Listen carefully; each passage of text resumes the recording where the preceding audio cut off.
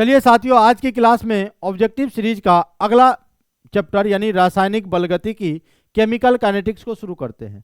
अभी हम वही बता रहे हैं जो आपके एग्जाम में आएगा, क्योंकि आप बहुत डरे हुए हो, आपको डर लग रहा है कि क्या होगा नहीं होगा, हमारी तैयारी नहीं हुई, चलो भैया चीटिंग कर लेंगे। अगर मान लो चीटिंग करते पकड़ धरा गया, एक्सपेल्डो हो सकता है, कुछ भी हो सकता है। इसलिए चीटिंग से अच्छा है कि आप इस वीडियो को देखिए और इतना ही तैयारी करके जाइए, आप पूरा एकदम अच्छे से। तो केमिकल काइनेटिक्स को आज हम लोग पढ़ रहे हैं।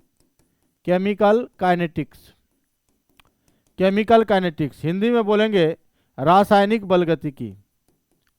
रासायनिक बलगतिकी ये चैप्टर का नाम है बाबा, याद रखना। केमिकल काइनेटिक्स यानी रासायनिक बलगतिकी, ये आपका चैप्टर है। इससे सबसे पहले आपको अभिक्रिया की वेग के बारे में जानना है। वेग को हम लोग दर भी कहते हैं, दर को इंग्लिश में रेट कहते हैं। ध्यान दीजिए, अब ये जो हमारा रेट है, इसके बारे में अगर आपसे कोई पूछेगा तो ये जो होता है सांद्रण बटे समय होता है। यानी सांद्रण में जैसे जैसे परिवर्तन होगा समय के साथ, उसी को हम अभिक्रिया की दर कहते हैं। जैसे सांद्रण का जो इकाई होता है मोल प्रति लीटर होता है, और समय का इकाई सेकेंड में लेंगे तो इसका इकाई हो जाएगा मोल प्रति लीटर प्रति सेकेंड। तो यहाँ से एक क्वेश्चन बन गया, क्वेश्चन पूछेगा कि अभिक्रिया की दर या वेग की इकाई क्या होती है, तो बोलना मोल पर लीटर पर सेकेंड। ये एग्जाम के दृष्टिकोण से जो इम्पोर्टेंट है, हम सिर्फ वही चीज को डील कर रहे हैं, वही चीज की बता रहे हैं।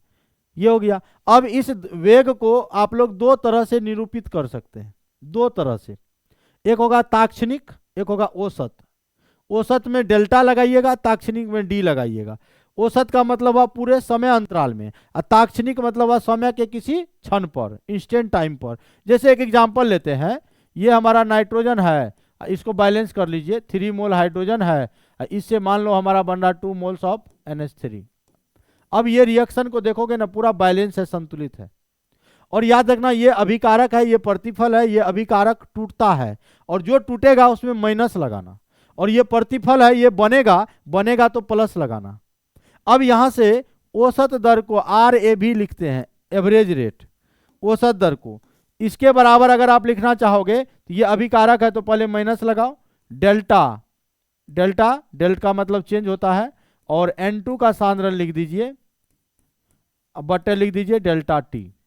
फिर अब यहां प्लस नहीं लिखना, फिर बराबर लिखना। ये हो गया नाइट्रोजन के सांद्रण के, है ना।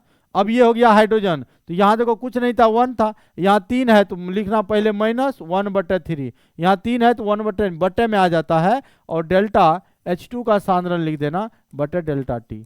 अगर NH3 के केस में लिखेंगे तो फिर लिखेंगे बराबर 1/2 हो जाएगा, प्लस लगाओ पहले क्योंकि ये प्रतिफल है, 1/2 डेल्टा NH3 का सांद्रण बटे हो जाएगा डेल्टा T।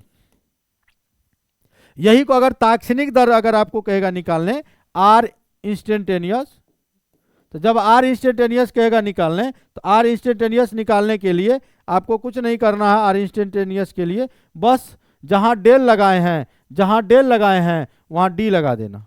जहां डेल लगाए हैं यानी ऐसे लिखना, जहां डेल है वहां D लगाना, D ऑफ N2 का सांद्रण बटे DT, जहां डेल लगाए बराबर -1/3 D ऑफ H2 का सांद्रण बटे लिख देना DT, बराबर यहां लिख देना +1/2 है, ये है D ऑफ NH3 का सांद्रण, अब बटे क्या हो जाएगा भैया DT। तो ऐसे होता है। तो ये दर का इकाई हो गया, और दर को इस तरह से डिजाइन करते हैं। जब भी आपको डिजाइन करने देगा आराम से कर लेंगे, घबराना नहीं है भैया, टेंशन लेने नहीं है, टेंशन लेने का नहीं, टेंशन देने का सोच लो भैया। अब आते हैं के होता है, देखो अभिक्रिया का एक दर नियम होता है, पहले समझो। अभिक्रिया का दर नियम, अभिक्रिया का दर नियम क्या होता है कि मान लेते हैं हम कोई एक रिएक्शन माने A से P, A बदल गया P में, तो A को कहते हैं हम लोग अभिकारक। क्या कहते हैं भैया, बोलो अभिकारक। अब P को कहते हैं प्रतिफल। ठीक, रिएक्टेंट है, ये प्रोडक्ट है, ये तो टूटता है, ये तो आप लोग को पता ही है, और ये बनता है, ये भी आप लोगों को पता है। ठीक, अब अभिक्रिया की दर जो होता है वो अभिकारक के सांद्रण का यानी A का सांद्रण का समानुपाती होता है। अब इसी समानुपाती चिन्ह को हटाते हैं तो एक कांस्टेंट लाते हैं के, इसी के को कहते हैं दौर स्थिरांक। समझिएगा, इसी के को क्या कहते हैं, अभी ऑब्जेक्टिव सीरीज चल रहा है, सब्जेक्टिव सीरीज ही बहुत जल्द आप लोगों के बीच आने वाला है।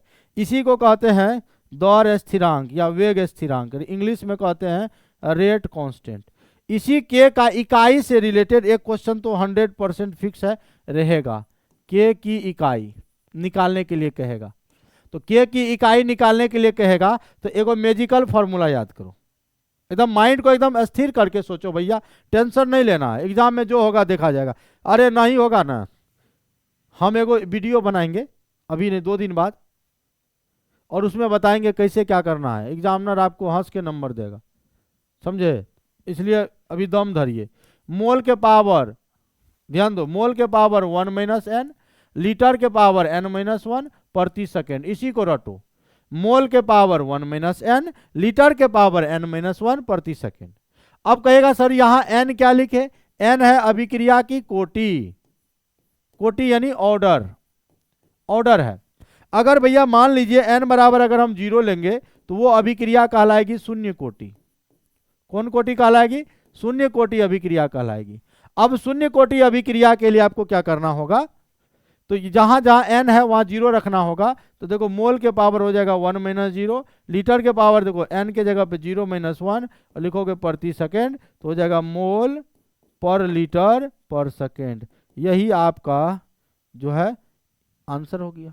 तो ये शून्य कोटि अभिक्रिया के लिए के का इकाई पूछेगा तो ऐसे, प्रथम कोटि के लिए पूछेगा तो n का मान 1 ले लेना, द्वितीय कोटि पूछेगा तो n का मान 2 ले लेना, और जहां जहां n है वहां ढुका देना, हो गया। ये के का इकाई हो गया। उसके बाद आइए अभिक्रिया की कोटि निकालने पूछता है एग्जाम में, कौन सी, अभिक्रिया की कोटि। और देखो भैया हम आप लोगों के लिए एक शायरी लिखे थे, आप लोगों के लिए ये चीज हम बता देते हैं, है ना, एक शायरी लिखे थे बता देते हैं। एक मोबाइल से भी तुम लोग है ना मोबाइल, एगो शूट कर लो इस शायरी को, शॉर्ट वीडियो भी बन जाएगा।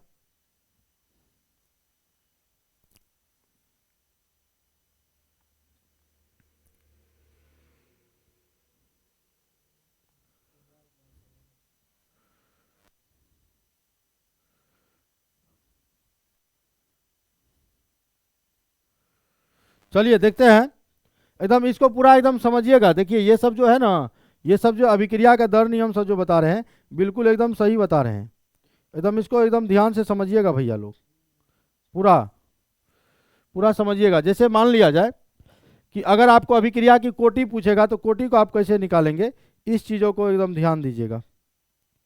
1 सेकेंड भैया बने रहिए।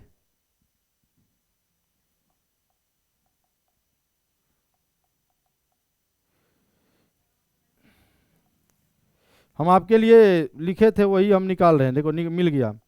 कहते हैं हर कामयाबी पर तुम्हारा नाम होगा, हर कामयाबी पर तुम्हारा नाम होगा, हर कदम पर तुमको सलाम होगा, हर कामयाबी पर तुम्हारा नाम होगा, हर कदमों पर तुम्हारा सलाम होगा, डटकर करना सामना तुम डटकर करना सामना तुम मुश्किलों का, एक दिन वक्त भी तुम्हारा गुलाम होगा, एक दिन वक्त भी तुम्हारा गुलाम होगा। ठीक है, तो आपको टेंशन नहीं लेना है, डटकर मुकाबला करना है। आइए बात करते हैं अभिक्रिया की कोटि। कोटि माना चोटी, अभिक्रिया की कोटि। और कोटि निकालने के लिए जब भी कहेगा तो ऐसे दिया रहेगा, आर बराबर के, ए का पावर मान लो दिया हुआ है एक्स, बी का पावर मान लो दिया हुआ है वाई। तो कोटि निकालना है ना, कोटि को इंग्लिश में कहते हैं ऑर्डर, और ऑर्डर के लिए हो जाएगा X plus Y, X plus Y कर दो। जैसे आपको एक एग्जांपल लेते हैं, देखना भाई, आर बराबर के, ए का पावर है 1/2 और बी का पावर है भैया 1/2। कहेगा कोटि निकालो, भैया पावर को जोड़ दो ना, 1/2 प्लस 1/2, देखो 2 का एलसीएम 2 आएगा, 1 + 1 डेट मीन्स 2/2, 2/2 कट के आएगा 1, कट के क्या आएगा भैया 1। ये याद रखना, कोटि ऐसे निकालते हैं। ठीक, उसके बाद देखो कुछ ये भी आपको एग्जांपल रखना है, कोटि जब आ जाएगा तो शून्य कोटि होता है, प्रथम कोटि होता है। तो प्रथम कोटि के लिए फर्स्ट ऑर्डर रिएक्शन के लिए आपको के बराबर ये व्यंजक याद रखना होगा 2.303 बाय टी लॉग ए बाय ए माइनस एक्स, ये आपको याद रखना है।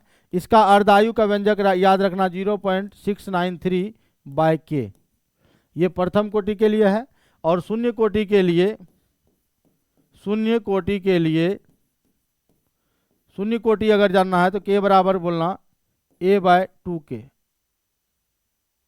ए बाय टी बराबर लिखना टी हाफ बराबर अर्धायु बराबर ए बाय 2k, ऐसे। उसके बाद अभिक्रिया की दर को प्रभावित करने वाले कारक क्या है? तो अभिकारक का सांद्रण है, ताप है, उत्प्रेरक है, अभिकारक की प्रकृति भी है। तो ये सब अभिक्रिया के ताप को प्रभावित करने वाले कारक हैं। उसके बाद अभिक्रिया के दर को प्रभावित करने वाले कारक थे।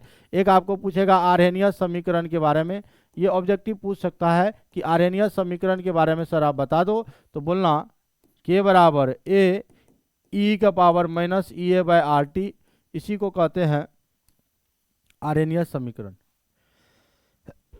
आर्हेनियस ने समीकरण बताया था, इसको आर्हेनियस समीकरण कहते हैं। और बहुत जल्द हम जो है के 5 नंबर का क्वेश्चन आता है यहाँ से, के का व्यंजक निकालने के लिए बहुत जल्द हम लेकर आ रहे हैं। आज इतना तक रहने दीजिए।